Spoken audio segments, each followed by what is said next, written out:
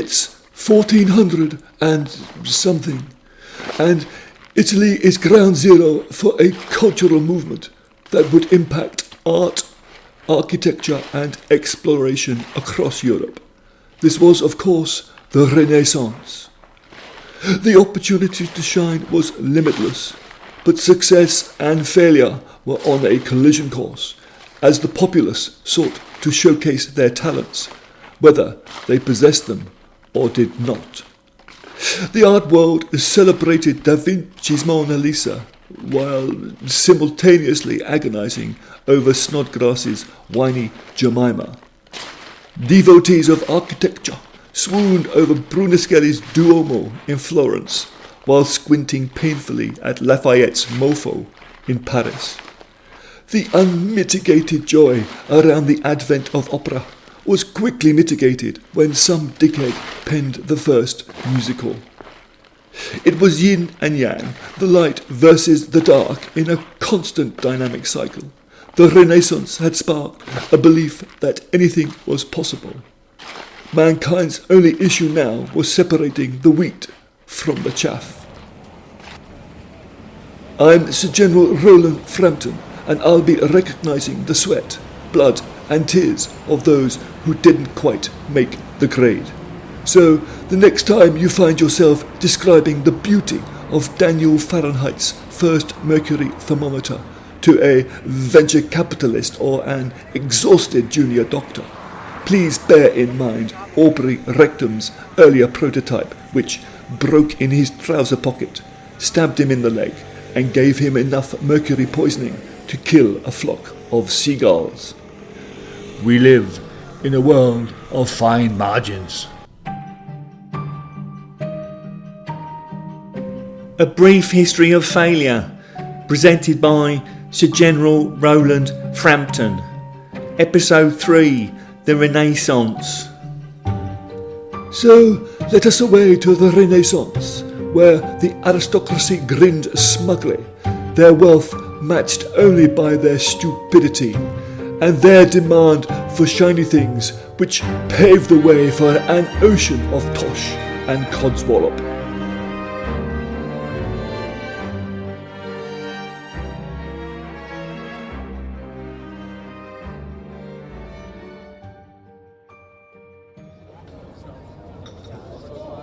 Picture, if you will, Johannes Gutenberg watching another Bible lurch off his printing press, safe in the knowledge he hadn't been beaten to the punch by wealthy Dutch silk merchant Horst Spitz. Spitz was a paper's width away from being credited with giving the world its first lithograph, having mastered the technique of printing using a rudimentary cheese press. Spitz's undoing, however, was his use of goat's urine rather than standard ink, which rendered his prints completely illegible. When debt collectors entered Spitz's house on Kalverstraat after his death, they found only piles of blank paper and the most dreadful smell in his understairs cupboard.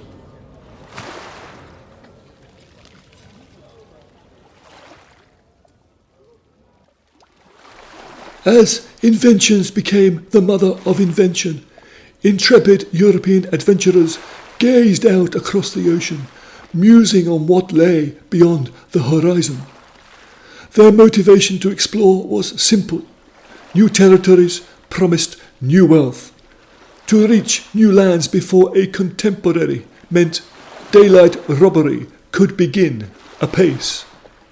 In 1500, Pedro Cabot discovered Brazil, thus securing the world's supply of Quality Street.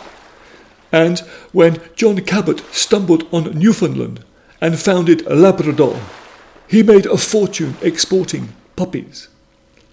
With me is Salmon O'Hare, head of anthropology at Dublin College. Salmon, is it true many explorers set out in search of countries that were never likely to exist? Jesus, Roland.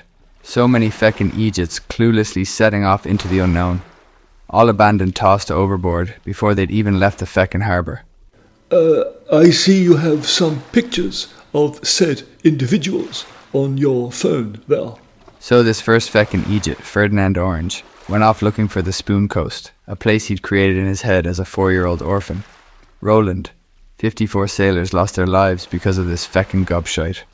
And there's this Portuguese joker, Luigi Mazzarini, led 43 members of the Lisbon Geographical Society to their deaths, on the promise of finding the fabled land of Fantastico. Their ship, Il Disastro, which was a piece of shite by the way, sank 19 seconds after leaving port. And then this Austrian wastrel Karen Muller set out single-handedly to discover Jamaica, or so she said. Never left the feckin' pub on the docks by all accounts. But isn't Austria landlocked? Don't you feckin' start. I'm here at Hampton Court, Henry VIII's infamous residence and pleasure dome, standing next to a mock-up of a 16th century gallows which local children are getting a guided tour around. I'm delighted to say Bothwell Sedgemoor has taken some time out from the graphic demonstrations to provide some insights on the role of the Renaissance executioner. Hello, Bothwell. All right, boy. Bothwell, what were the major differences between a top slayer and a piss-poor one?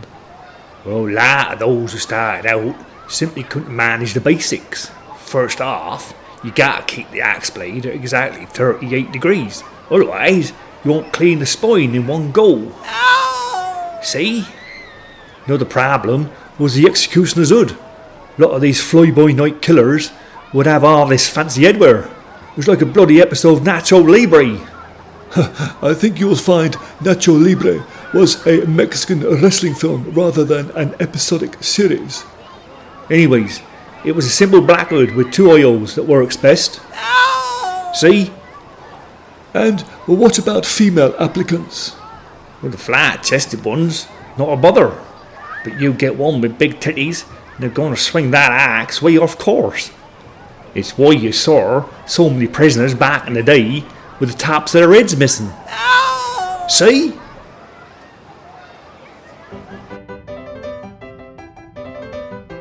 On the 23rd of April, 1564, Mr. and Mrs. Shakespeare gave birth to their 8th son, William, and sent him straight to school.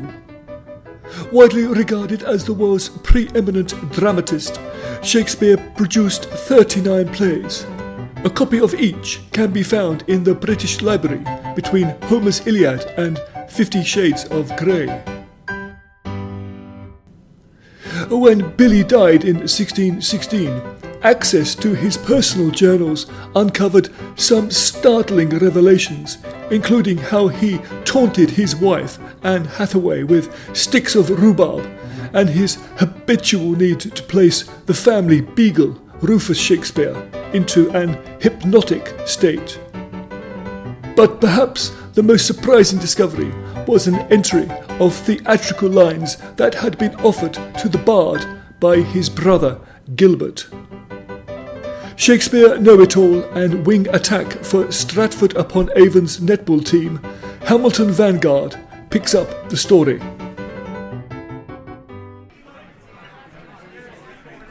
Now is the winner of our 2-man tent. I'm assuming, Hamilton, that William refused to add that to Richard III. It's astonishing, isn't it, how richer the soliloquy would have been with that in. Is this a badger I see before me? I mean, Gilbert clearly had a way with words, and frankly, if that line had been incorporated into Macbeth, I, for one, would have had a much better idea of what the fuck was going on in that story. Go on, pick any stanza from the journal. Let me see. Here's one. Uneasy lies the bread that slices brown. That's just sensational. See what I mean, Sir Roland? I'm literally left speechless by Shakespeare's omission of these wondrous literary gems. Do you think William felt threatened, that this was sibling rivalry at its worst? Don't the journals suggest he was rather angry at his brother's interference. Some are born irate. Some achieve irateness. Some have irateness thrust upon them. Says it all, doesn't it? Prior to the Great Plague of London in 1665 and the Great Fire of London in 1666, a series of other calamitous events of London could equally have laid waste to the nation's capital. Mary Scuttletrunk is leading an archaeological dig underneath the gents' toilets here at Cockfoster's tube station.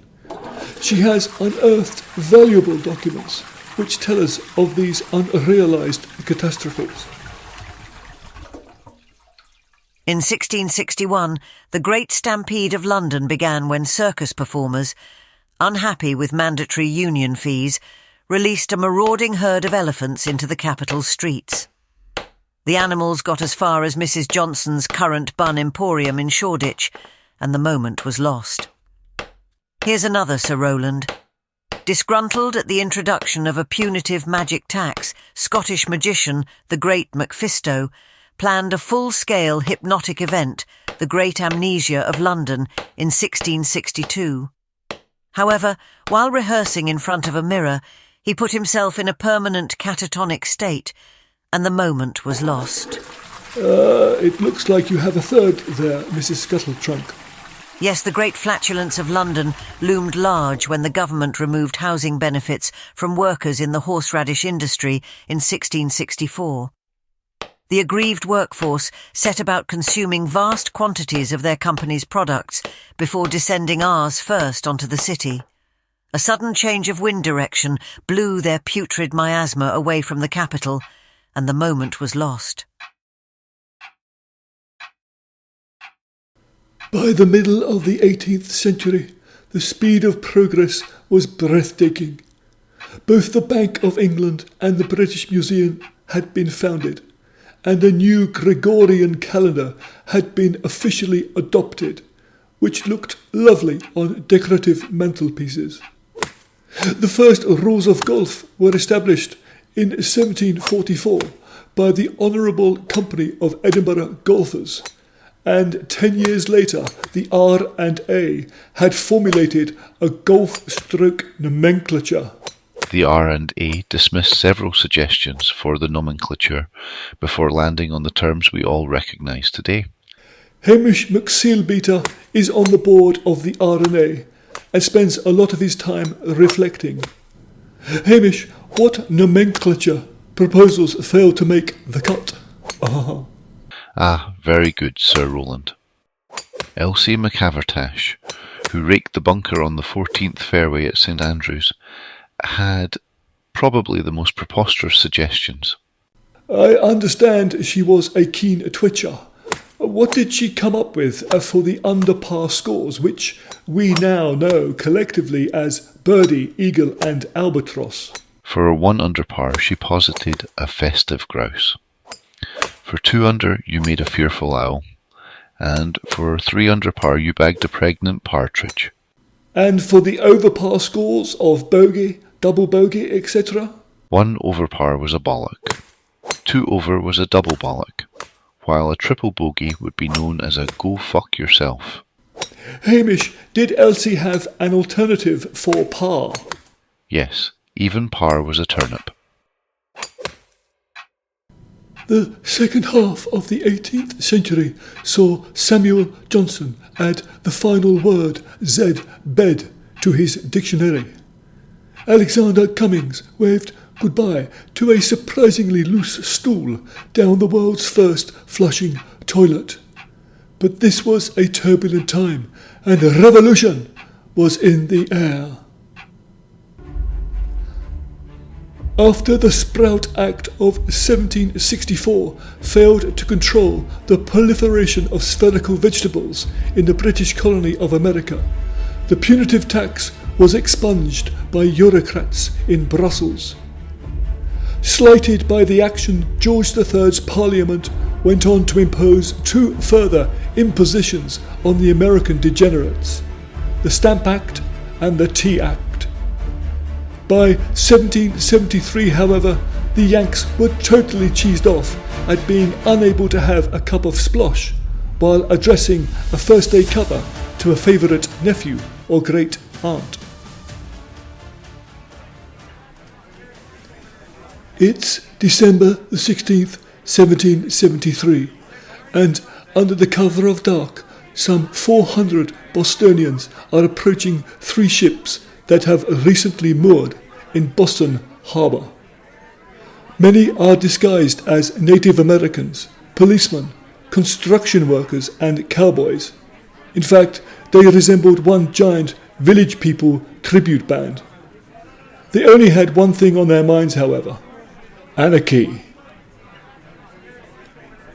Jennifer Clanbuckle homeschools her children in the ways of the American revolutionist and joins me tonight in a cosy hostelry near the city's dockyards. Jennifer, this hostile horde were clearly out looking for a blend of tea and trouble. But hadn't they targeted the wrong vessels? Can you fill in the blanks for us? You're right, Sir Roland. This rabble was out to make a point about Britain's anti-competitive restrictions on tea. But I thought Americans only drank pumpkin spice lattes. Why the fuck were they worried about tea leaves? I think it was more about politicizing tea rather than merely imbibing. Do go on, Miss Clanbuckle. The crowd split into 3 so they could surprise each vessel simultaneously. The first raiding party was led by Chuck Hamstring, who was a lay preacher on his night off.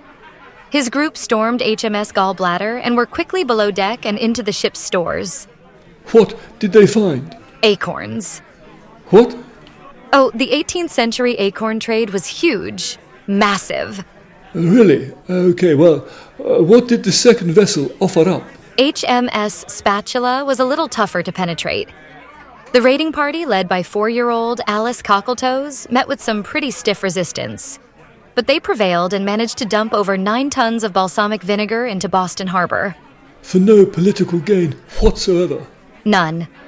And it reduced mussel yields in the Bay Area for decades. And the third?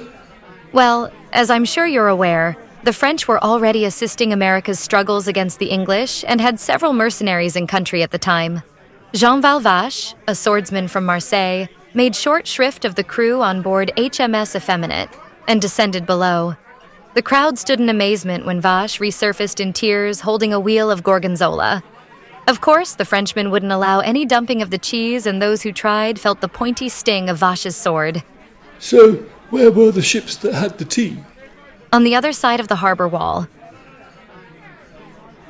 For the next 3 years, these pesky colonialists fought for an independence that was declared and adopted on July 4th, 1776 in Pennsylvania State House. It would take another 12 years before the United States would have its fabled Constitution.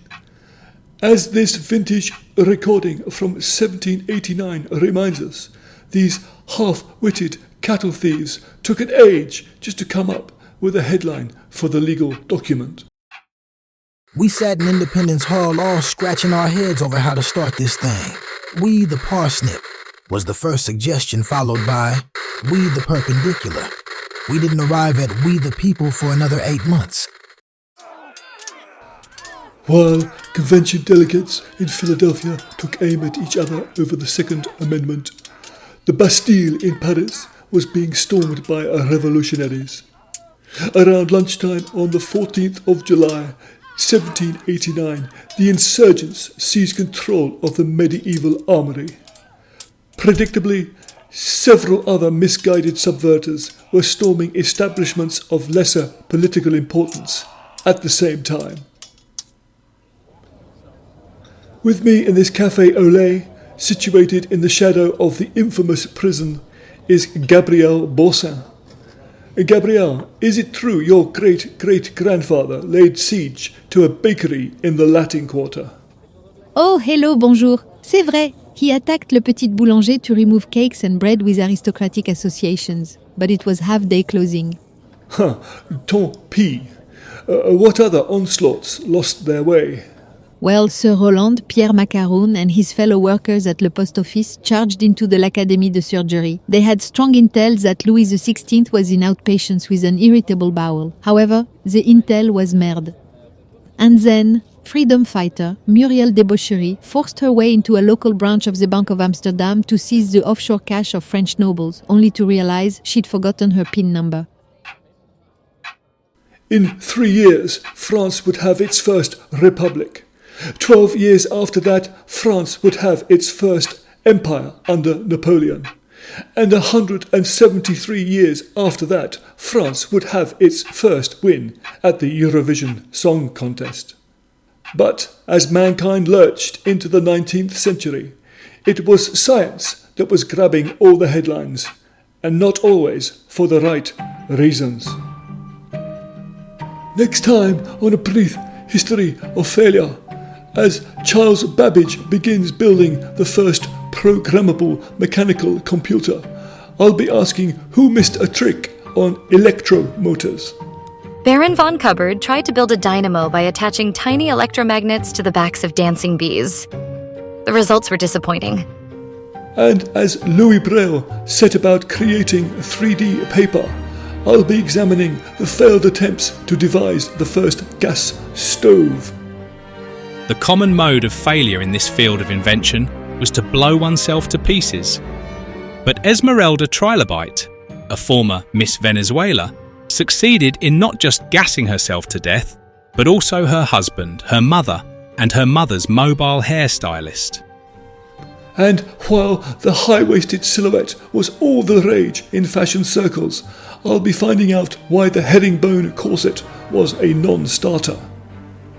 All this and more next time on A Brief History of Failure. A Brief History of Failure was written, produced and performed by me, Aid Corey. A book of this podcast is available on Amazon.